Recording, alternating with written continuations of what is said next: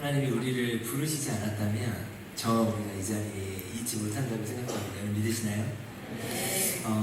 예배에서 필요한 건 무엇이냐면 믿음이 필요한 것 같아요. 저도 한 사람의 예배자로서 하나님 오늘 이곳에 저를 부르셨다고 믿어야 하고, 여러분들도 이곳에 하나님이 부르셨다는 믿음이 필요합니다. 그 믿음을 통해서 하나님의 뜻이 드러나는 시간이 되길 간절히 소망합니다. 네, 오늘 호세아서를 좀 보기 원합니다. 여러분 구약 성경을 보면요, 선지서가 있고 또 선지자들의 시대가 있고요, 제사장의 시대가 있습니다. 제사장의 시대의 특징과 선지자들의 특징이 좀 달라요. 호세아서는 선지서입니다. 그러면 선지자들의 특징이 무엇인지 좀 알고 저희가 말씀을 좀 보면 어떨까 싶습니다. 여러분 제사장은요 어디에 거주했었죠? 보통? 네, 어디서 사역을 했죠? 제사장은? 성전이었습니다. 그렇죠? 어려운 질문 아닙니다. 네, 쉽게 대답하시면 돼요. 네, 제사장은 어느 지파에서 나왔죠? 맞아요. 이 말은 뭐냐? 특별한 지파를 구별하셨고 그들은 성전에서 하나님을 제사하는 그런 사명을 받았어요. 근데 제사장들이 타락하기 시작했어요. 제사장들에게 하나님의 음성이 들리지 않기 시작했어요. 그러면서 하나님이 만드신 것이 무엇인가, 세우신 것이 무엇인가? 선지동산이에요. 근데 제사장들과 선지자들의 특징이 달라요. 네, 선지자들은요 특별한 지파에서 나오지 않았어요. 저는 개인적으로 아모스서 참 좋아하거든요. 네, 아모스는요 뭐라고 되어 있는가? 남유다의 사람입니다. 근데 아모스가 뽕나무를 재배했던 사람이에요. 어떻게 보면 평범하게 자신의 삶의 일상의 삶을 살아가다가 하나님의 음성이 들려요. 자, 여러분 선지자들에게 중요한 건 뭐냐? 하나님의 음성이에요. 하나님의 음성이 아모스에게 들립니다. 근데 북이스라엘로 올라가서 나의 메시지를 전환하는 거예요. 그래서 아모스가 뽕나무를 재배하다가 내려놓고 어떻게 합니까? 북이스라엘로 올라가요. 그리고 하나님의 메시지를 전하는데 성경 뭐라고 다니는가? 나 선지자 아니야? 이렇게 얘기해요. 북이스라엘에도 선지자들이 있지 않았겠습니까? 뭔가 자리 싸움하러 온 거 아니야 나. 하나님의 음성이 있어서 전하러 온 거야. 그러니까 어떻게 보면 아모스를 보면 특별한 지파의 사람도 아니에요. 평범하게 일상의 삶을 살아가는 사람 중 한 사람이에요. 그러나 하나님의 음성이 들렸어요. 여러분 저는 그러면서 어떤 생각을 하게 됐냐면 저는 특별히 소선지서들을 많이 봤거든요. 그럼 이 시대에 소선지자들이 좀 필요하다. 그럼 중요한 건 예수님이 오실 길을 예언하고 준비했던 건 선지자들이었어요. 여러분이 일상의 삶을 살아가는 선지자적인 한 사람이 되길 원합니다. 네, 그런 면에서 여러분 선지서에 좀 관심을 많이 가지시면 좋지 않을까 싶어요. 호세아는요 그런 선지자 중에 한 사람이었어요. 여러분 선지자의 중요한 사명이 있습니다. 여러분 하나님이 눈에 보일까요? 안 보일까요? 보여요? 안 보이시는데 잘못 들었나? 계속 뭐가 잘못 든 거 아니죠? 여러분 하나님이 눈에 보이면 큰일 나는 거예요. 하나님 눈에 안 보이십니다. 그러나 하나님은 계세요 안 계세요? 여러분 선지자의 사명이 이거였어요. 보이지 않지만 계신 하나님이 어떠한 분인지를 삶으로 살아내서 그 삶이 메시지가 되게 하는 거예요. 그러니까 방식이 다른 거예요. 제사장은 집례를 했잖아요. 그렇죠? 제사를 통해 그 제사에 동참하게 되게 하는 어떤 부르심이 있었다면 선지자는 좀 달라요. 하나님의 음성을 듣고 그 음성을 삶으로 살아내서 그 삶이 메시지가 되게 하는 거예요. 자, 그러면 선지자들은 어디서 살았을까요? 네? 집이요? 네. 맞아요. 집에서 살았죠. 네, 성전이 아닌 일반 백성들 사이에 집에서 살게 했어요. 여러분 그것도 중요한 좀 메시지가 있다고 생각해요. 그들의 일상의 삶을 살아갔고 어떻게 보면 백성들 사이에서 삶을 살아가면서 그 가운데 하나님의 메시지를 삶으로 살아내야 했다는 거예요. 여러분 동일히 이 시대를 살아가는 청년들에게 하나님의 메시지가 주어질까요? 안 주어질까요? 주어지죠. 그 말씀을 붙잡고 삶으로 살아내서 하나님이 누구신지를 드러내야 하는 게 이 시대의 청년들의 선지자적 사명이라고 믿습니다. 네, 이 정도 배경을 가지고 선지자를 좀 볼게요.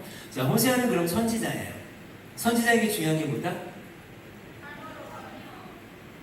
여러분 얼마 안 지났습니다. 선지자에게 뭐가 임해야 돼요? 소리가 내가 잘못 들었나? 아, 뭐라고요? 하나님의 음성 맞아요. 음성. 뭐 지금 공감감이 약간 뭔가 소리가 섞이는 건지 이렇게 공간이. 네, 하나님의 음성이죠. 하나님의 음성이 중요한 거죠. 자, 호세아서 1장 1, 2절 말씀 같이 한번 보겠습니다. 같이 읽겠습니다. 시작. 호시아와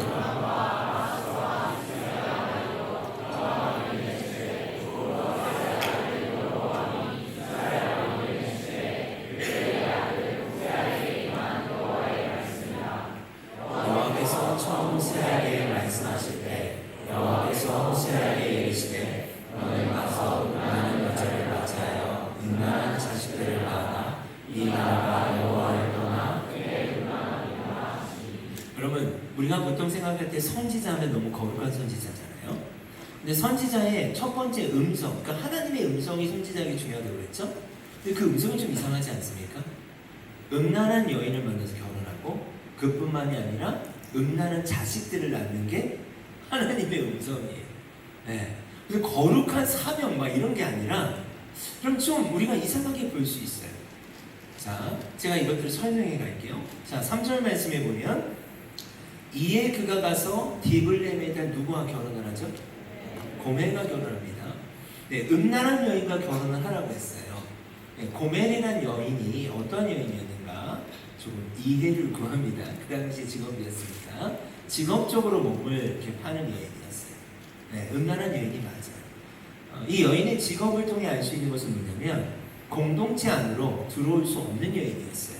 물론 존중해야 하지만 그 당시 공동체 안으로 들어올 수 없는 여인이었어요. 근데 선지자는 하나님의 음성을 이미 들었어요. 음란한 여인과 어떻게 해라? 결혼해라. 자, 그러면 이제 결혼을 해야 돼요. 그래서 고멜과 결혼을 했어요. 첫 번째 자녀를 낳습니다. 그 자녀의 이름이 무엇인가? 4절 말씀에 보면 이스라엘이에요. 자, 여러분 이걸 통해 우리가 알 수 있는 것은 뭐냐면 고멜이라는 여인이, 음란한 여인이, 공동체 안으로도 들어올 수 없는 여인이 거룩한 선지자를 만났고 그 거룩한 선지자를 만나서 아이를 낳았다는 의미는 어떤 의미일까요? 사랑을 주고받았고 안정된 결혼 생활을 시작했다는 뜻이에요. 네, 여기까지 이해가 되시죠? 자, 제가 이제 이렇게 한번 설명해 볼게요. 왜 하나님이 호세아에게 이러한 음성을 들려주셨을까요? 왜 음란한 여인과 결혼을 하고 음란한 자식을 낳으라고 하나님 말씀하셨을까요? 자, 이게 중요한 메시지인 거예요. 호세아와 고멜의 이야기는 하나님과 이스라엘의 이야기가 되는 거예요. 그러니까 이스라엘이 하나님의 마음을 모르는 거예요. 자, 여러분 하나님은 감정이 있으실까요? 없으실까요? 있어요. 예. 그 증거가 뭐예요? 여러분 감정이 있으세요? 없으세요? 하나님의 형상으로 지음받지 않았습니까? 그 얘기는 뭐냐? 하나님도 인격적이시고 감정이 있으세요. 네. 예수님도 보면 예수님의 공생의 기간 가운데 그 감정들을 드러내시지 않습니까? 네. 여러분 하나님의 마음을 궁금해 보신 적 있으세요? 많이 없죠? 네, 오늘 이 부분을 다루려고 해요. 왜 호세아서가 있는가? 보이지 않는 하나님이지만 계신 하나님이시며 그 하나님의 마음이 어떠한지 이스라엘은 모른다는 거예요. 이스라엘을 향한 하나님의 마음을 이스라엘은 몰라요. 그래서 호세아의 결혼 생활을 통해서 하나님의 마음이 무엇인지를 계시하시는 책이 호세아서예요. 그래서 하나님의 마음을 저는 개인적으로 이렇게 잘 드러내는 책이 호세아다. 네. 자, 한번 저를 따라해 볼까요? 하나님과 이스라엘의 이야기는 호세아와 고멜의 이야기다. 예수 그리스도와 우리의 이야기다. 이 말씀은 어떻게 적용될까요? 우리를 향한 예수님의 마음은 어떠하신가? 여러분 예수님을 믿으세요? 네. 정말 믿으세요? 네. 믿는다는 게 뭘까? 여러분 신학적인 성경의 개념으로 본다면 믿는다라는 말은요 신랑 내신 예수님과 신부된 우리의 결혼으로도 묘사돼요. 그러면 동의어예요. 예수님을 믿으십니까? 라고 했을 때 여러분 아멘 하셨죠? 이 말은 어떤 의미인가? 여러분은 예수님과 어떠한 결혼 생활을 하고 계시나요? 하고 똑같은 말이에요. 자, 오늘 이 호세아서를 어떻게 봐야 되는지에 대한 관점을 제가 지금 말씀드리는 거예요. 이스라엘과 하나님이 결혼한 거예요. 언약 안에. 그 결혼이 호세아와 고멜로 지금 드러나는 거예요. 예수님을 믿는다는 거 그분과 결혼한 거예요. 그럼 동의가 되세요? 여러분 예수님 믿으시죠? 이 말의 뜻은 예수님과 어떤 결혼 생활을 하고 있냐는 거예요. 그건 고멜과 호세아의 결혼 생활을 통해서 보여주고 있는 거예요. 자, 그런 맥락에서 한번 보겠습니다. 6절로 넘어가면 둘째가 임신됐어요. 6절 말씀 같이 한번 읽겠습니다. 시작.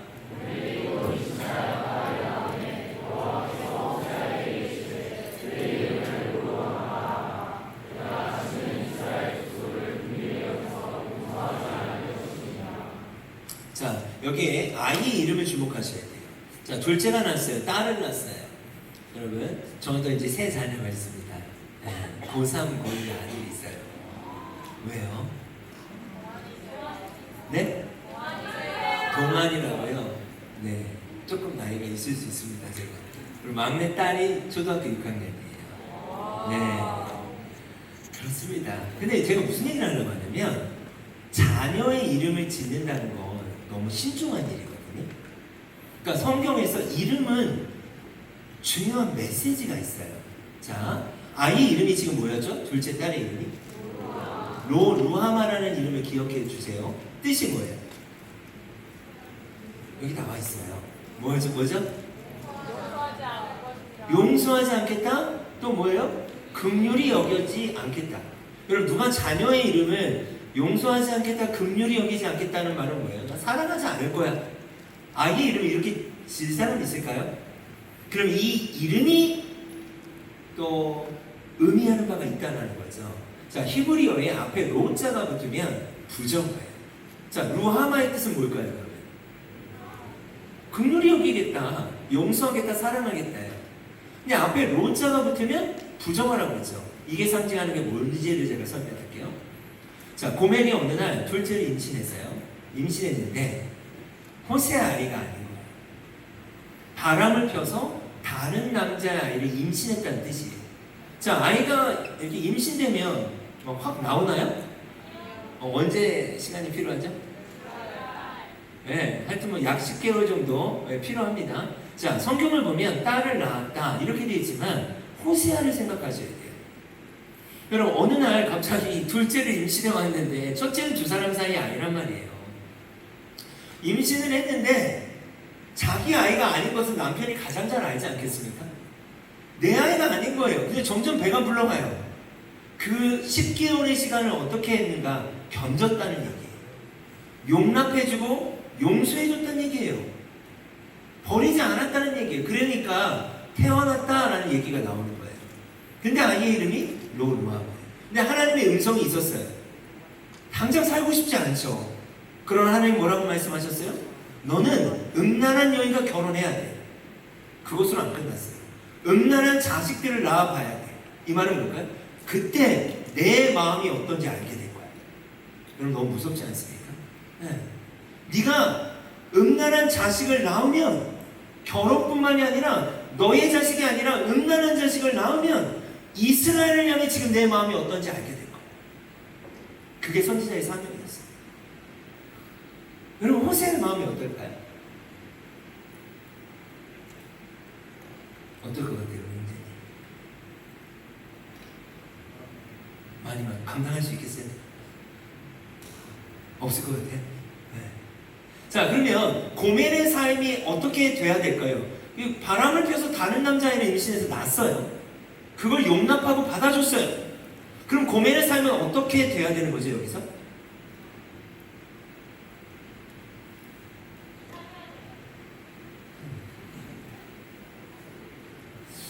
커뮤니케이션이 좀 필요한데 여러분 제 말이 좀 어려워요? 아니죠? 여러분 지금 생각하고 있는 거죠? 물론 여기 오시느라 고생하셨고 직장인의 피로도 있고 하지만 여러분 정신 바짝 차려야 됩니다. 네, 우리에게 한 번의 예배가 소중한 거예요. 아멘? 우리 옆에 지체해야 돼. 정신 차리자. 네. 네. 저에게도 너무 소중한 시간이에요. 네. 제가 아침에 또 집회를 했었거든요. 근데 그 목사님 그러더라고요. 목사님 하루 종일 말씀만 들었으면 좋겠대. 그러나 불가능할 것 같습니다. 저는 저녁에 집회가 있습니다. 네, 저에게 이 시간이 있고 이 시간을 위해서 또 저는 이 시간을 할애했고 여러분도 마찬가지지 않겠습니까? 네, 우리가 이 소중한 시간을 잡아야 돼요. 여러분 성경을 보면 세월을 아끼라 그 다음 뭐예요? 그게 어떤 뜻인지 아세요? 정확한 뜻은 세월을 아끼라 때가 악하니라라는 말은요, 세월을 아낀다라고 하는 원어적 해석은 뭐냐? 그 시간을 잡으라는 얘기예요. 여러분, 때가 악할 때 중요한 건 뭐예요? 이 시간을 허비하지 않고 이 시간을 잡아내는 거예요. 여러분 오늘 이 시간을 잡으시기 바랍니다. 네. 아멘? 네. 네. 어디까지 했어요? 네? 정신 차리라고요? 네, 정신 차리라고요. 또 그 전에 뭐라고 그랬죠? 네, 호세아가 어떤 마음일까요, 여러분? 이걸 따라가는 게 여기에 중요한 메시지예요. 여러분, 호세아의 마음이 어떨 것 같아요? 네. 그 고멜을 이제 어떻게 해야 돼요? 이 지점에서? 바뀌어야 돼요? 네, 좀 있으니까 셋째가 임신됩니다. 자, 여러분, 바뀌었을까요? 안 바뀌었을까요? 뭘 하는지 잘 모르겠어요. 바뀌었고 안 바뀌었고 왜 한번 보겠습니다. 자, 8절 보겠습니다. 8절 9절 같이 읽겠습니다. 시작.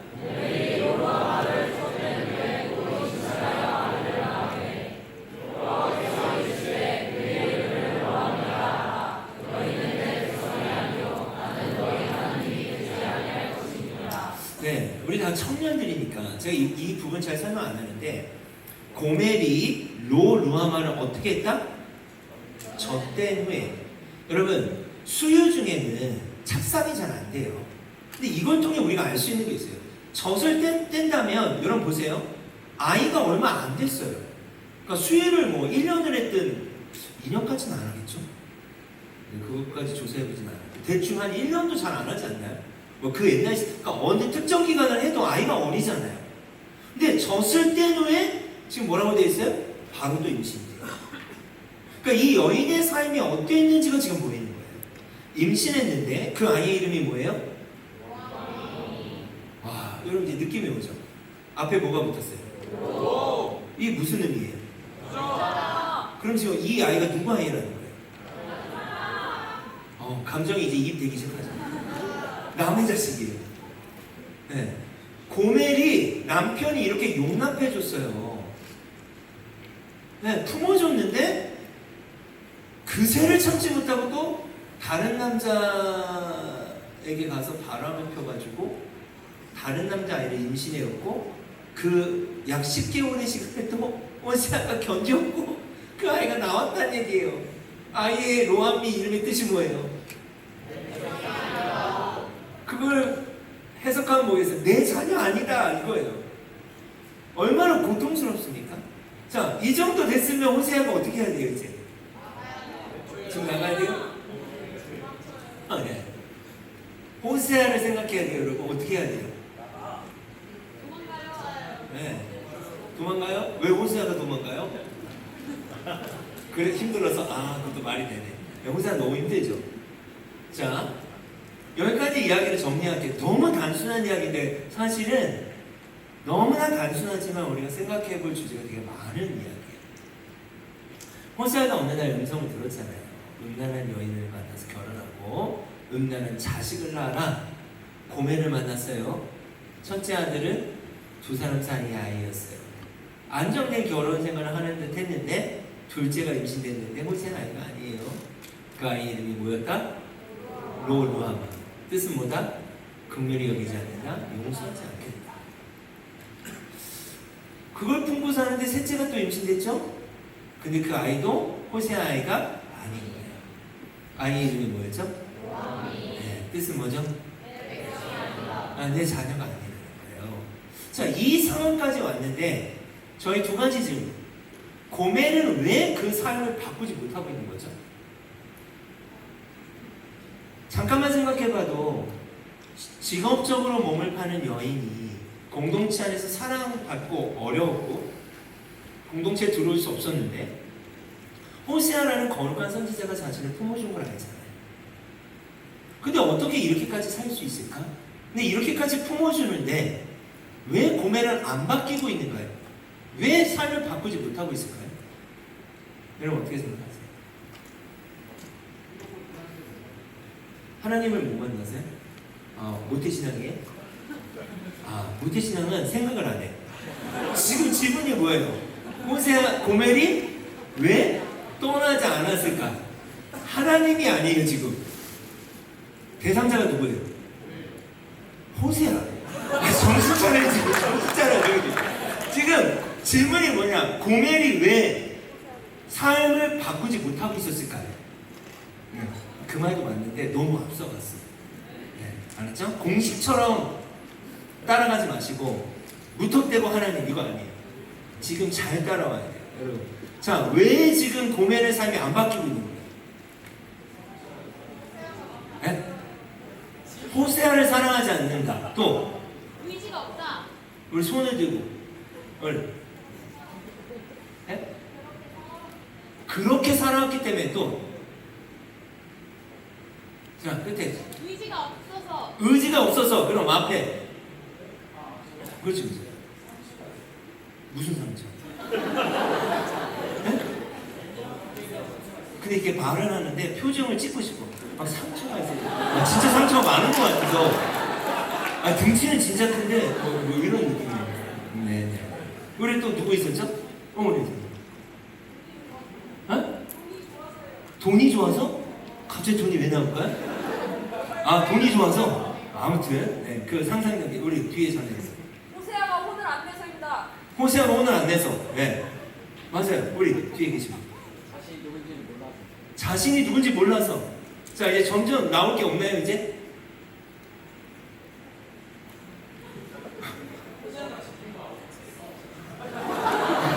되게 재미가 없어 보이네? 호세아가 재미가 없어서 배우죠. 놀던 사람에게 있어서는 너무 재미가 없다. 네, 우리 형제님. 다 용서해줘서. 네. 더 나온 거 없어요? 근데 일리가 있네. 재미가 없어서. 근데 성경에 그 얘기가 없어가지고. 그게 우리 상상이니까, 그렇죠? 맞아요. 중요한 얘기였어요. 재미가 있었어야 되는데. 네. 자, 더 없어요? 이 정도. 네. 그러니까 고멜이 사랑을 안 받은 건 아니잖아요. 그죠? 근데 저의 이제 묵상을 좀 나눠볼게요. 여러분 이야기들이 다 각자 생각이니까. 고멜이 왜 안 바뀌었을까? 그러니까 혼을 내지 않았다 이 지점에 저도 좀 동의가 되는 게 늘 그냥 바람 피고 돌아와도 남편이 어떻게 해요? 받아주는 거예요. 왜 시작도 자기는 직업적인 그런 여인이었는데 품어줬죠? 근데 다른 남자를 만나서 임신을 해와도 결혼 생활을 어떻게 해요? 유지해요. 내치지 않아요. 근데 그럴 수밖에 없었던 건 어떠한 음성이 있었기 때문이에요? 하나님의 음성 때문에. 그러니까 이것이 자발적으로 좋아서 하고 있는 게 아니에요. 호세아는 선지자이기 때문에 하나님의 명확한 음성이 있었기 때문에 그걸 지금 순종하고 있는 거예요. 얼마나 괴롭겠어요. 근데 그것을 고멜은 알아요? 몰라요? 몰라요. 늘 그냥 받아주고 또 받아주고 늘 또 받아주는 거예요. 익숙해지는 거예요. 여러분 하나님은 사랑이 맞나요? 이제 자신감들이 상실됐어요? 여러분 하나님은 사랑 아니에요? 맞아요. 맞죠? 맞아요? 네, 자신감 있게. 네. 하나님 사랑이죠. 하나님 사랑인데 여러분 우리는 어때요? 하나님이 우리를 여러분 청년의 때를 보내는 그 모든 시간 속에 여기까지 하나님이 여러분과 함께 하셨다는 것에 대해서 여러분 고백하실 수 있겠어요? 네. 우리가 하나님을 떠났을 때는 여러분 믿음이라는 건 뭐예요? 그분과 함께 결혼 생활하는 거잖아요. 예수님과 함께 결혼 생활은 우리의 신앙 생활일진데 때로는 우리가 고멜 같을 때가 있지 않나요? 주님을 사랑한다고 말하지만 다른 것을 취하고 주님 없이는 못 산다고 말할지 모르지만 다른 것을 더 사랑하고 이것이 어쩌면 우리의 모습 속에 우리의 삶 속에 있을 수 있다는 거예요. 그럼 이 질문을 우리에게 적용하면 어떤 질문이 될까요? 우리는 왜 이렇게 안 바뀔까요? 똑같은 질문. 하나님의 사랑을 받지 않은 거 아니잖아요. 하나님을 경험하지 않은 것도 아니잖아요. 근데 우리는 왜 이렇게 안 바뀌고 있는 거죠? 하나님이 혼을 안 내서 그런가요?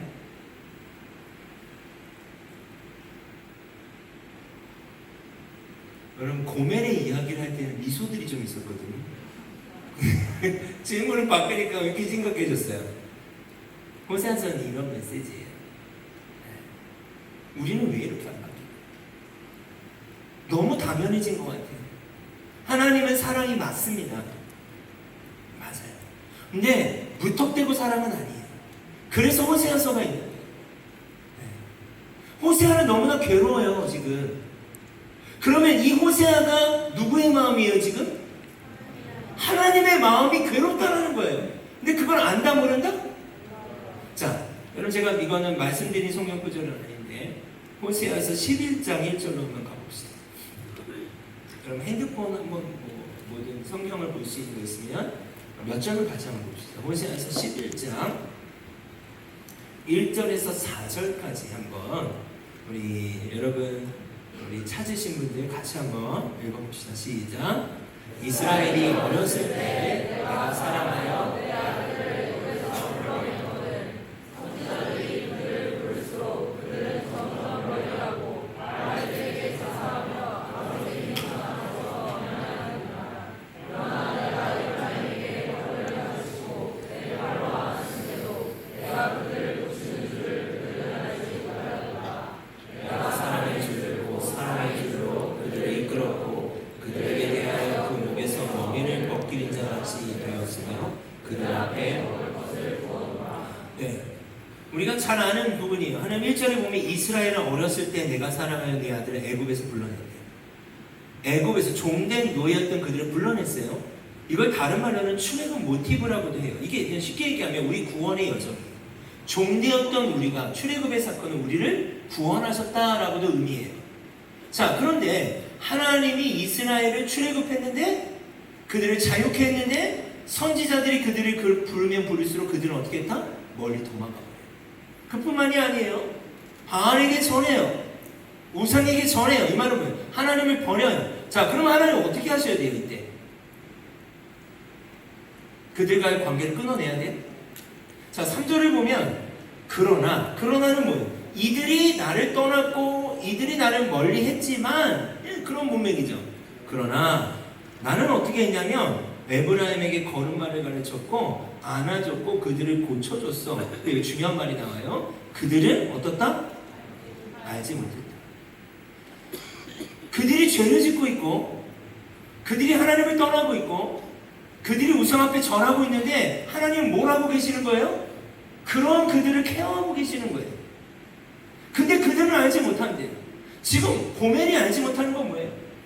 호세아가 바람 피고 들어온 것도 알고 남의 자식인 것도 아는데 내치지 않고 호세아서 11장 말씀을 보면 자기 아내를 케어하고 보호하고 있는 거예요. 그뿐만이 아니라 4절에 뭐라고 되어 있어요? 내가 사랑의 줄로 그들을 이끌었다.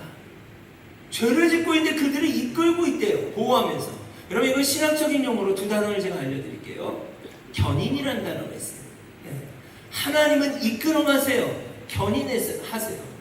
이게 지금 뭐 이렇게 맥락하고 전혀 맞지 않은데 견인이라는 단어 여러분 오해하시면 안 돼요. 차가 견인되는 거 아닙니다. 견인 당해봤어요, 여러분? 당해보신 분? 아무도 없네. 여러분, 견인 진짜 심각합니다. 제가 어디다가 차를 댔어요.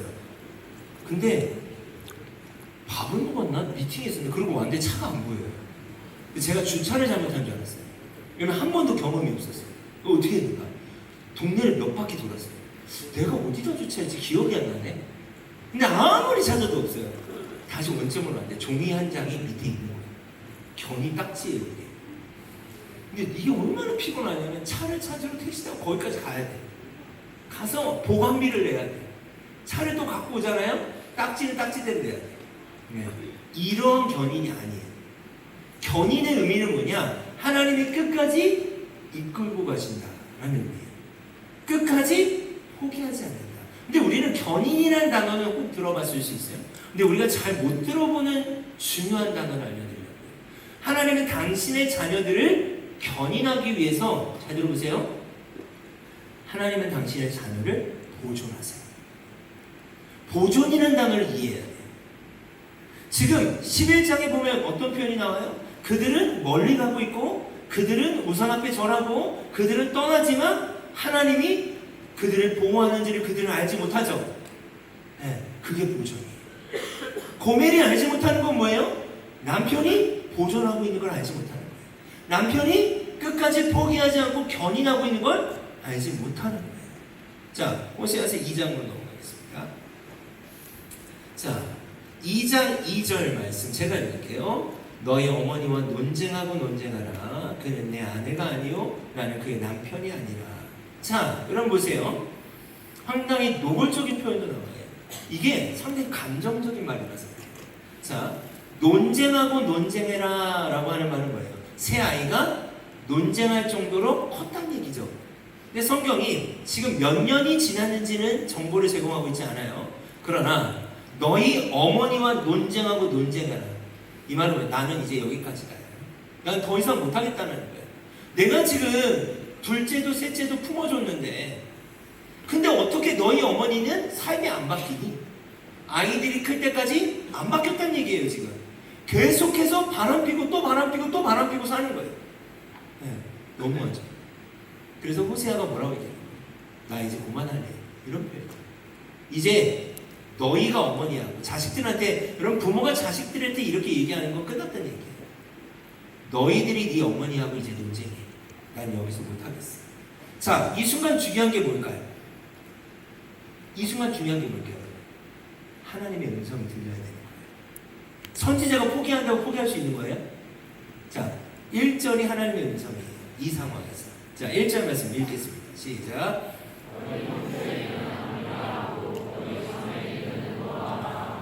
자, 여러분 여기서 여러분 보이는 게 있죠? 뭐가 보이세요? 로자가 빠졌죠.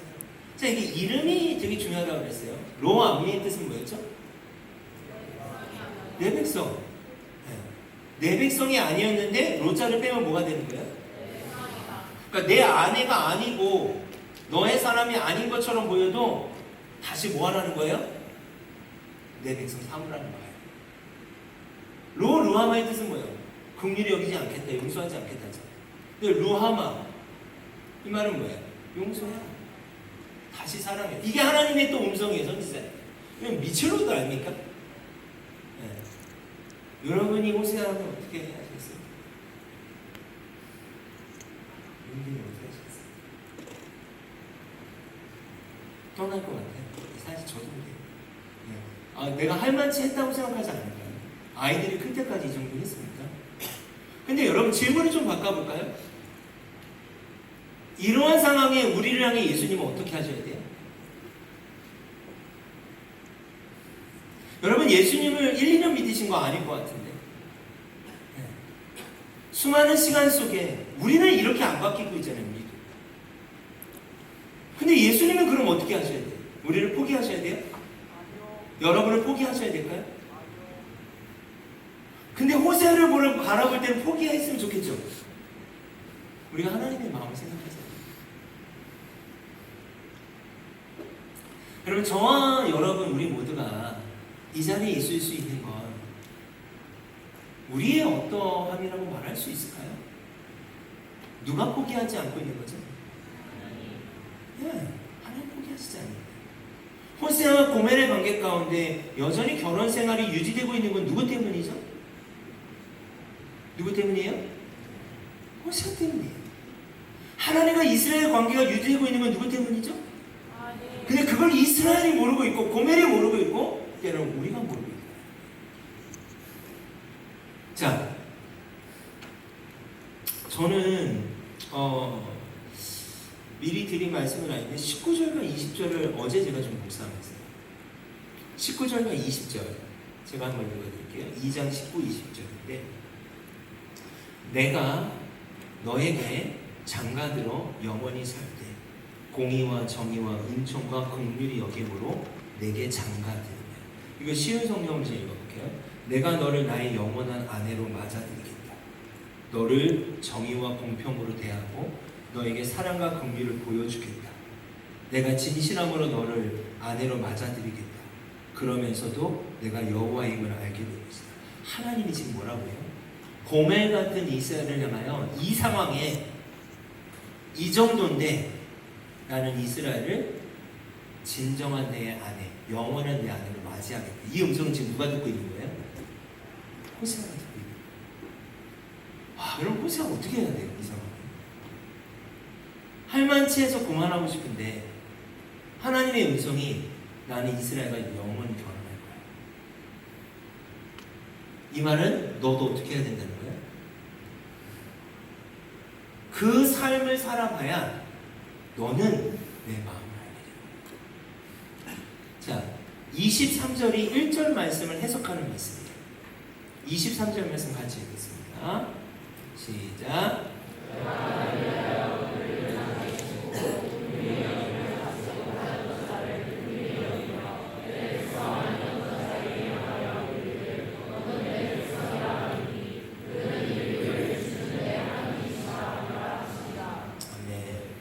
우리 건방만 좀 반주 부탁드립니다. 이 시간 왜 이렇게 빨리 가는 거죠? 10시 맞아요? 맞아. 이제 몇 시까지예요? 뭐 하셔도 되죠. 네, 그래요? 네. 시간이 좀 많아져. 네, 조금 더 하겠습니다. 조금 하겠습니다. 네. 23절에 내가 나를 위하여 이거 제가 설명할게요. 내가 나를 위하여 그를 이 땅에 심고 자, 긍휼히 여김을 받지 못했다라는 말이 뭐였어요? 이름 기억하라고 그랬잖아요. 로루하마. 아까 1절에 로루하마를 루하마로 고쳐 부르게 하겠다. 로하미를 암미가 되게 하겠다라는 해석을 23절이 풀어주는 거예요. 호세아에게 뭐라고 말씀한 거예요? 아까 19절, 20절에 나는 이스라엘과 영원히 결혼할 거예요. 하나님, 저는 이렇게 못할 것 같아요.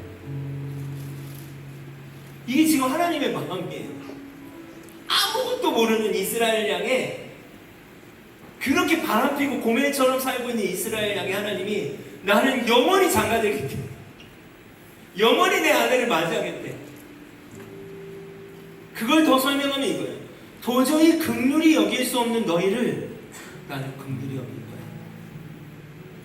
나는 내 백성이 될 수 있는 너희를 내 백성 되게 할 거야. 근데 그게 누구를 위해서 하는 거래요? 나를 위해서 하는 거예요. 어떻게 보면 호세아가 고멜에게 그렇게 사랑을 해야 돼요. 긍휼히 여길 수 없는 아내를 다시 사랑해야 되고 긍휼히 여길 수 없는 자신의 아내를 다시 받아들여야 돼요. 그럼 우리가 이걸 볼 때 누구를 위해서 하는 것 같아요? 이게? 고멜을 위해서 하는 것 같지 않습니까? 근데 하나님은 그렇게 말씀을 안 하시는 거예요. 내가 왜 이스라엘을 사랑하는 줄 알아? 내가 왜 우리를 포기하시지 않는가 하나님이? 내가 왜 너희를 포기하지 않고 있는지 알아? 고멜 같은 너희를 내가 영원히 아내 삼겠다고 왜 말하고 있는지 알아? 너희를 위한 것일 수 있지만 나를 위해서 그렇게 합니다. 여러분 이걸 이해하는 게 쉽지 않아요. 왜 이것이 나를 위한 걸까요? 하나님을 위한 걸까요? 그걸 고멜에게 지금 티칭하고 있는 거예요. 아니, 호세아에게 티칭하고 있는 거예요. 자, 23절에 보면 그들은 이르기를 뭐라고 했어요? 주는 내 하나님이라. 이 말은 뭐예요? 내가 왜 끝까지 내 아내를 삼으려고 하는지 아니? 긍휼히 여길 수 없는데 긍휼히 여기고 도저히 내 백성이 될 수 없는데 내 백성 되게 해서 한 가지를 받아내겠대. 우리 입술로 주는 하나님이 맞습니다라는 고백을 받아내겠대. 근데 그 고백을 받으시는 것이 하나님에겐 기쁨이에요. 자, 여러분, 성부, 성자, 성령님의 하나님은요 부족한 것이 없는 거예요. 완전하신 분이십니다. 근데 그분의 기쁨은 뭔지 알아요? 이 완전하신 사랑 안에 우리가 초대되길 원하는 거예요. 여러분, 요한복음 20장 말씀에 보면 안식구 첫날 예수님이 제자들에게 나타나셨어요. 부활의 몸으로 나타나셨어요. 근데 그때 도마라고 했던 한 사람이 없었습니다. 그 자리에. 그래서 어떻게 하십니까? 도마의 사람 때문에 성경을 보면 며칠 후에 예수님이 다시 오세요. 그리고 어떻게 합니까? 믿지 못하는 도마에게 손을 딱 잡아서 어떻게 해요? 옆구리에 넣어보게 해요. 그리고 나서 도마의 고백이 있어요. 저를 한번 따라 합시다. 나의 주, 나의 하나님이라. 나의 하나님이라. 주님은 이 고백을 받아내시기 위해서는 그보다 더한 것도 하시겠다. 근데 그게 그분의 기쁨이래요. 히브리서 12장 2절에 이렇게 표현해요. 믿음의 주여 온전케 하신 예수를 바라보래요. 그는 앞에 있는 그 기쁨을 위해서, 잘 들어보세요. 앞에 있는 기쁨을 위해서 모든 수치와 고통을 개의치 아니하시고 하나님 보좌 우편에 앉으셨대요. 그분이 물과 피를 쏟으시고 십자가로 홀로 걸어가셨는데 무엇 때문에 그렇게 하셨다? 앞에 있는 기쁨 때문에 하셨대요. 그 앞에 있는 기쁨이 뭘까요, 여러분? 앞에 있는 기쁨이 뭘까요? 저와 여러분인 거예요. 그게 주님의 기쁨이래요. 같은 맥락이에요. 내가 나를 위하여 그를 이 땅에 싣고 긍휼히 여길 수 없는 너희를 긍휼히 여기고 내 백성이 됐으면 너희를 내 백성 되게 만들어서 너희의 입술 가운데 주는 내 하나님이라는 고백을 받아내겠다. 그것이 나의 기쁨이에요. 왜요? 구원받은 자녀가 주님의 기쁨이기 때문이에요. 그 구원의 문제를 위해서 그분은 포기하시지 않겠다는 거예요. 우리의 입술 가운데 주는 하나님이 맞습니다. 나의 구원자가 맞습니다라는 고백을 끝까지 발라내시겠대요. 저는 처음에 호세아서를 읽을 때 고멜을 위해서 그렇게 하는 줄 알았어요. 호세아. 하나님이 하나님을 위해서 하는 거라고 생각을 못했어요. 호세아의 고멜의 관계를 볼 때, 아, 고멜을 위해서 호세아는 끝까지 그렇게 하는구나. 네, 제가 이 말씀을 얼마나 많이 설교했겠어요. 하면서 제가 바뀌기 시작했어요. 본문들이 다시 보이기 시작했어요. 호세아가 고멜을 위하는 게 맞지만 결국 그것은 호세아를 위하는 거예요. 하나님이 우리를 끝까지 사랑하시는 것은 우리를 위한 것이지만 하나님을 위한 것이었어요. 여러분, 여기까지 왔는데 고멜이 바뀌지 않아요. 또 시간이 흘렀어요. 그리고 3장이 시작됩니다. 3장 1절 읽겠습니다. 시작.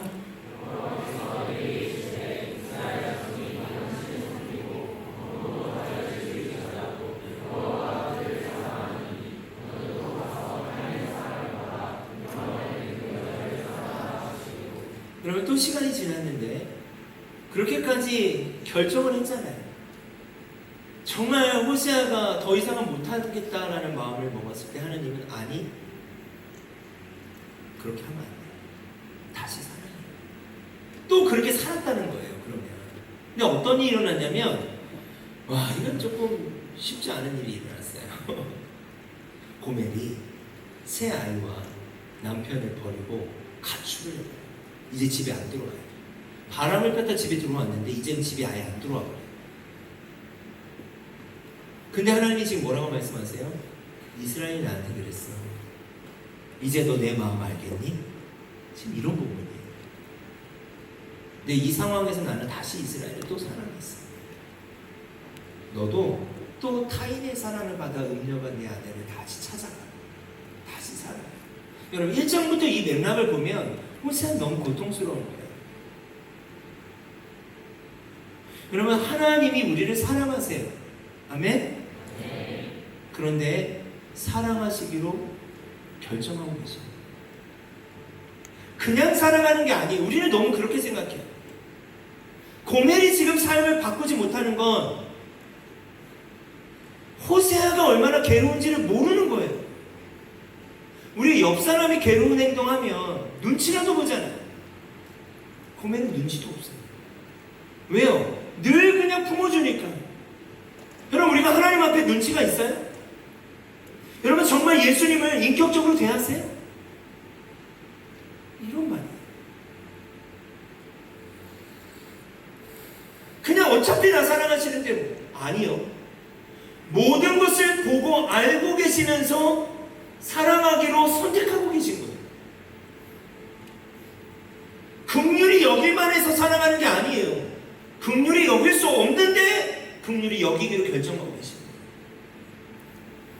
도저히 하나님의 자녀될 자격이 없지만 하나님은 또 내 백성을 삼겠다고 선택하고 계시는 거예요. 이것이 바로 견인과 보존이에요. 견인할 만해서 견인해 가시는 게 아니에요. 보존할 만해서 보존하고 계시는 게 아니에요. 근데 11장에서 이야기한 것처럼 하나님이 보존하고 계시고 견인하고 계시지만 그들은 알지 못한대요. 왜 알지 못해요? 관심이 없는 거예요. 우리가 왜 알지 못할까요? 관심이 없는 거예요. 그냥 하나님은 사랑이시지. 하나님은 사랑이지. 2절 말씀, 이 말씀을 좀 해석해야 돼요. 그냥 은 15개야. 보리 하노멜반을 가지고 여기도 이렇게 돼 있죠. 나를 위하여 그를 사랑. 이제 호세아가 아까는 하나님이 말씀하신 거죠. 2장에서는. 근데 3장에서 이제 호세아가 그걸 깨달아요. 이렇게 살아야 하는 게 나를 위한 거구나. 자, 이게 어떤 배경이냐면 이제 호세아가 고멜을 찾아 나섰어요. 고멜이 어디에 있었는가? 노예 시장에 나와 있었어요. 여러분 그 당시 성인 여성의 노예값이 얼마였는가? 은 20세겔에서 30세겔 정도 됐고 성인 남성 20세에서 60세 사이의 노예가 약 50세겔 정도 됐어요. 이 정도는 어떤 금액인가? 은 5세겔에서 10세겔이 1년치 연봉 정도 됐어요. 그러면 이 여성의 노예값이 얼마예요? 최소한 3, 4년 이상의 연봉이에요. 적지 않은 돈이죠. 그러면 이 한 절을 보면 샀다라고만 돼 있지만 이 과정에 지금 뭐가 있는 거예요? 아내를 발견했어요. 돌아가서 어떻게 하는 거예요? 돈을 마련해야 되는 거예요. 근데 은 15세겔밖에 없는 거예요. 보리 한우멜반이라는 표현이 나와요. 근데 이 보리 한우멜반이 어느 정도 되냐? 은 15세겔 정도 되는 금액이 돼요. 자, 그러면 합치면 30세겔이죠. 지금 노예값을 맞추는 거예요. 이 돈을 다 가지고 어떻게 보면 전 재산과 같아요. 이 돈을 준비해서 지금 노예를 데리고 있는 주인에게 찾아가는 거예요. 자, 이 지점에서 제가 한번 질문할게요. 자, 호세아가 이 노예를 데리고 있는 주인을 찾아갔어요. 근데 돈이 모자라서 먹을 걸 갖고 오긴 했잖아요. 근데 주인이 이 돈을 받을 수도 있고 안 받을 수도 있는 거 아닐까요? 근데 우리가 그건 알 수 없어요. 그냥 호세아의 입장에서 포기할까요? 포기하지 않을까요? 전 포기하지 않아요. 포기할 것 같으면 은 15세겔만 갖고 왔다고 생각해요. 포기하지 않아요. 근데 여기서 또 중요한 질문은 뭐냐? 여러분 고멜의 입장을 한번 생각해 보겠어요? 고멜이 남편이 이 돈을 어떻게 마련했는지 당연히 알지 않을까요? 같이 살아갔으니까. 그러면 고멜의 입장에서 이 남편의 사랑을 받을 수 있을까요? 여러분이라면 어떨 것 같아요? 고멜이라면 못 받을 것 같아요. 왜 못 받을 것 같아요? 왜 못 받을까요? 자신의 삶이 어떤지를 생각해 보면 받을 수 없는 거 아닌가요? 근데 남편의 사랑을 받지 않으면 이 지점에서 고멜은 어떻게 살아야 돼요? 평생을 어떻게 살아야 돼요? 평생 노예죠. 이 지점에 사실 우리가 있어요. 여러분 믿음이라고 하는 건 그분과 함께 삶을 살아가는 거예요. 제가 내일 아침에 좀 이 지점을 더 나눕니다. 여러분 믿음이라는 건 그분과 함께 삶을 살아가는 거예요. 어떠한 삶을 살고 있냐는 거예요.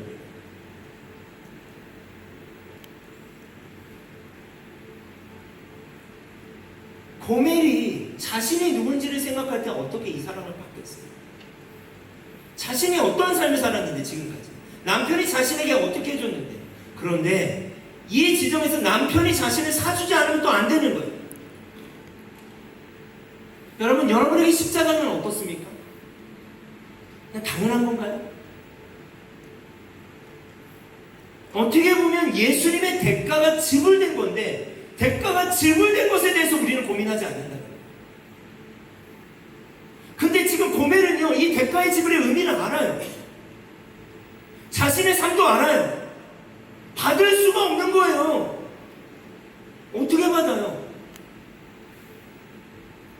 그런데도 받아야 돼요.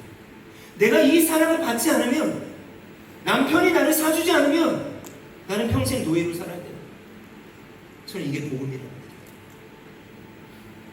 복음이 그렇게 가벼운 게 아니라는 거예요. 좋은 소식이 그렇게 가벼울 수 없다는 거예요. 여러분 4장부터는 고멜의 이야기가 나오지 않아요. 1장에서 3장까지의 맥락이 있잖아요. 계속 고멜의 삶이 안 바뀌었잖아요. 근데 4장부터 고멜의 이야기가 나오지 않는다는 얘기는 고멜의 삶이 어떻게 됐다는 거죠? 바뀌었다는 거예요. 이게 중요해요. 그럼 어떻게 바뀌게 되는가가 우리가 알아야 돼요. 저는 이 말씀 앞에 섰어요. 고멜이 어떻게 삶을 바꿔낼 수 있었을까? 그렇게 매일같이 지속적으로 오랫동안 바람만 폈던 그 여인이 사랑을 안 받는 것도 아닌데 어느 지점에서 어떻게 바뀔 수 있었을까? 저는 3장이 이 지점이라고 해요. 말이 안 되는 거예요.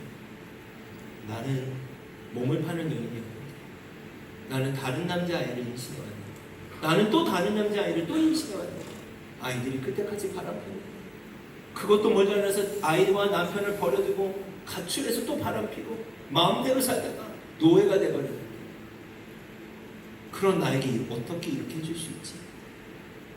이 사람을 저는 온전한 사랑이라고 말하고 싶어요. 여러분, 제가 왜 이 부분을 나누고 싶냐면, 저는요 수많은 중독이 있었던 사람이에요. 하나님이 특별함으로 저를 부르셔서 제가 신학교 갔어요. 얼마나 저를 탓했겠어요. 나 같은 사람은 안 돼, 너무 지적인데, 너무 죄인이야. 그 굴레를 벗어나지 못했어요. 제가 자유하게 된 건 무엇이었는가? 하나님의 온전한 사랑을 경험하게 됐어요. 내가 저 밑바닥에 있어도, 내가 이 지경이어도, 지금 고멜이 경험하고 있는 건 온전한 사랑. 이건 어떻게 표현해야 돼요? 요한일서에 보면 사랑 안에 두려움이었고 온전한 사랑이 두려움을 해줍니다. 여러분, 제가 여러분에게 여러분들은 고멜이에요, 여러분들은 죄인, 이걸 얘기하려고 하는 게 아니에요. 지금 예수님은요 의인을 부르시지 않았어요. 죄인을 부르셨지. 예수님은요 건강한 자를 위해 오시지 않았다고 했어요. 병든 자를 위해서 오셨다고 했어요. 근데 때로는 우리가 체면을 갖고 있는 것 같아요. 병들지 않은 척, 죄인이지 않은 척. 여러분, 그러지 않아도 돼요. 병들었으면 어때요? 고멜 같으면 어때요? 그 죄가 잘했다는 얘기가 아니에요. 그 지점에서 하나님의 사랑을 경험할 수 있다는 거예요. 포기하지 않고 계시는 그분의 사랑을 지속적으로 여러분의 청년의 때에 경험해 갈 때 3장에서 어떻게 이런 나를 포기하시지 않지라고 하는 지점까지 갔을 때 진짜 복음을 경험하게 돼요. 더 이상 바람을 필 이유가 사라져요. 더 이상 도망갈 이유가 사라지는 거예요. 여러분, 이 복음이, 이 하나님의 사랑이 여러분에게 와닿았으면 좋겠어요. 근데 이 사랑은 여러분 끊임이 없어요. 저는 어제 2장을 보는데 너무 깜짝 놀랐어요. 이런 말씀이 있었나? 내가 너를 나의 영원한 아내로 맞아들이겠다. 저는 그렇게 하지 마세요라고 하고 싶은 거예요. 제가 어떻게 당신의 영원한 아내가 돼요? 아니, 나는 그렇게 할 거예요. 근데 우리를 어떻게 대한다고요?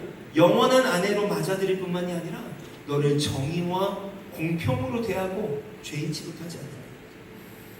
너에게 사랑과 긍휼을 보여주고 내가 진실함으로 너를 아내로 맞아들일 거고, 그러면 너도 내가 여호와임을 알게 돼. 하나님이 누구신지를 알기까지 계속 그렇게 하십니다. 여러분, 그분의 풍성하신 사랑을 한번 들어오시면 어떠겠습니까?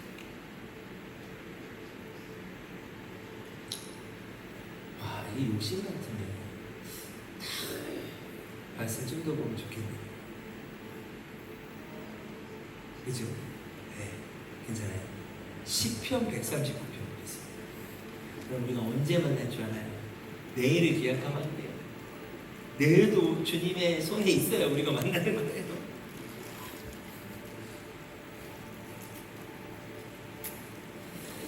시편 139편 한번 봅시다. 여러분 1절 한번 읽어보시겠어요? 시작.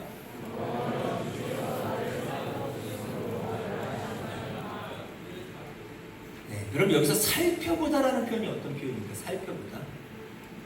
채굴하듯이 안 돼요. 네. 그러니까 하나님이 우리를 그냥 하시는 게 아니에요. 채굴하듯이 안 돼요. 네. 금을 캐듯이 안 돼요. 여러분 어때요? 마음이 어때요? 심적으로 어때요? 하나님이 여러분 그냥 하는 게 아니라 그냥 이렇게 스캔하는 정도가 아니라 막 채굴하듯이 안 돼요. 여러분 어때요? 마음이? 괜찮아요? 주님 앞에 나아갈 수 있겠어요? 저는 이걸 딱 읽는데 나 못 갈 것 같은 거예요. 주님 앞에. 그런데 그걸 어떻게 설명하냐? 2절 보세요. 주께서 내가 안 보이로서도 아시고 멀리서도 나의 생각을 밝게 하시고 나의 모든 길과 내가 눕는 것을 살펴보셨으므로 나의 모든 행위까지 아시고 여호와여 내 혀의 말을 알지 못하시는 것이 하나도 없다. 그러니까 샅샅이 아신다는 거예요. 우리가 어떤 생각을 하는지 뭘 하고 있는지. 여러분 하나님이 정말 이렇게 모든 것을 알고 보고 계신다고 인정하고 받아들이실 수 있겠어요? 저 이게 어려웠어요. 정말 어려웠어요. 어느 구역은 당연히 내 의식적으로는 하나님이 알 거라고 생각하지만 그 의식을 밀어내는 거예요. 내가 혼자 마음대로 살고 싶은 거예요. 그런데 여러분 하나님이 모든 것을 보고 알고 계신다는 것을 우리 알잖아요. 그렇죠? 그걸 여러분의 삶으로 받아들이실 수 있겠어요? 그러면 그냥 다 벌거벗겨져요. 받아들일 수 있겠어요? 근데 왜 그게 안 될까요? 여러분 안에 어떤 기저가 있는 거예요? 그렇게 되면 왜 안 되는데요? 하나님이 여러분을 벌하실까봐? 여러분의 진짜 모습이 드러날까봐? 그러니까 이 지점을 체크해야 돼요. 근데 5절 말씀 되게 중요한 말씀이에요. 5절. 자, 5절 말씀 같이 한번 읽겠습니다. 시작. 그럼 저는 이 말씀이 이해가 안 됐어요. 1절부터 4절을 내려갈 때 벌거벗겨지는 것 같아요. 나 주님 앞에 못 나갈 것 같은데. 주님이 다 보고 계시냐면 나 안 될 것 같은데. 근데 5절을 딱 읽는데 그런 나를 주님이 어떻게 해요? 안아주고 계시네요. 이게 이해가 안 가는 거예요. 그래서 6절에 뭐라고 표현하는 거예요? 이 지식이 내게 너무 기이하고 높아서 내가 능히 미치지 못하겠다는 거예요. 말이 안 된다는 거예요. 어떻게 이런 나의 모든 모습을 아시면서 나를 안아줄 수 있지? 호세아서도 똑같아요. 근데 그 하나님을 여러분이 만나야 돼요. 그래야지 종교적인 삶에서 벗어날 수 있어요. 형식적인 신앙에서 벗어날 수 있어요. 그리고 나서 6절부터 좀 바뀌어야 돼요. 나를 알고 계신다, 안아주고 계신다는 하나님을 경험하고 실제로 보면 내가 주의 영을 떠나 어디로 가며 주 앞에서 어디로 피하리까? 내가 하늘에 올라갈지라도 거기 계시며 수월에 내 자리를 펼지라도 거기 계시며. 이 말이 뭐예요? 내가 아무리 도망쳐 봐도 그곳에 주님이 계셨다 안 계셨다? 계셨다. 계셨는데 어떻게 했다? 나를 5절을 받고 있는 거예요. 지금 그 기이하고 너무 높아서 내가 능히 미치지 못하는데 생각해봤더니 주의 영을 떠나 내가 저 하늘 위에도 가보고 저 수월 밑으로도 넘어가보고 다 해봤는데 거기서도 주님이 나를 안고 계셨다는 얘기예요. 문맥으로 이해하면. 여러분 이전의 삶을 생각해보세요. 여러분 죄를 짓고 있었습니다. 하나님을 떠나실 때 하나님은 어떻게 하셨어요? 보존하셨어요. 우리의 잘못된 경험들이 하나님을 만나는 것들을 방해하게 됐어요. 근데 돌이켜보라는 거예요. 여러분의 삶에서 하나님이 여러분을 어떻게 보존해 오셨는지. 바다 끝에 거했다고 하나님이 내치셨어요? 그럼 여기 없어요, 여러분.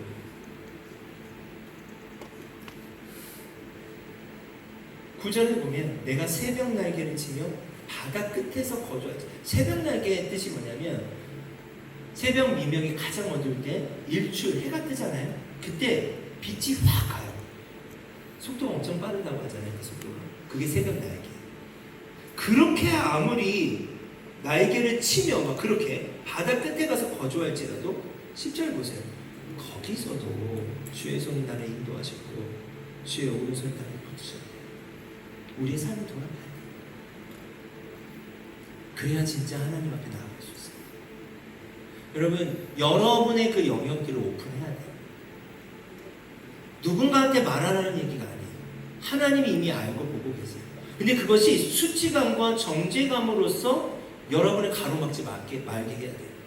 거기서도 주님이 계셨어요. 그리고 거기서도 여러분을 보호하셨어요. 우리 뒤쪽으로 그냥 쭉 갑시다. 23절, 24절 같이 읽어봅시다. 시작.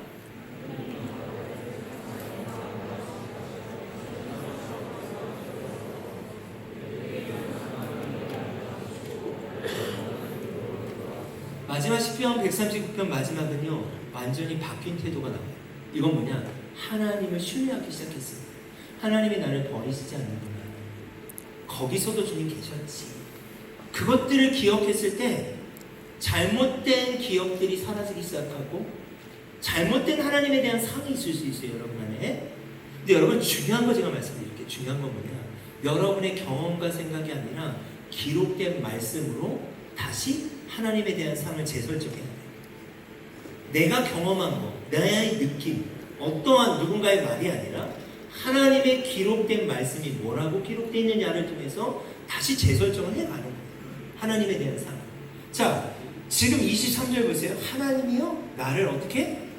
살펴봐요. 1절은 그런 느낌이 아니었어요. 주께서 나를 살펴보셨으므로 안다. 이건 두려움이에요. 근데 마지막은 뭐예요? 하나님, 나를 살펴주세요. 능동적으로 지금 그러죠. 내 마음을 아시며 나를 시험까지 해달래요. 내게 무슨 악한 행위가 있나 보시고 나를 영원한 길로 인도해 주세요. 완전히 바뀌고. 그게 고멜이에요. 고멜은 더 이상 방황하지 않게 됐어요. 온전한 사랑을 만나게 돼요. 지금 시편 139편도 보면 온전한 사랑이 임한 거예요. 그래서 자신감이 붙었어요. 하나님이 나를 버리시지 않는다는 그 믿음이 하나님 날 좀 살펴봐 주시면 안 돼요? 나도 모르는 내 죄가 있을 수 있잖아요. 나를 시험해 주세요.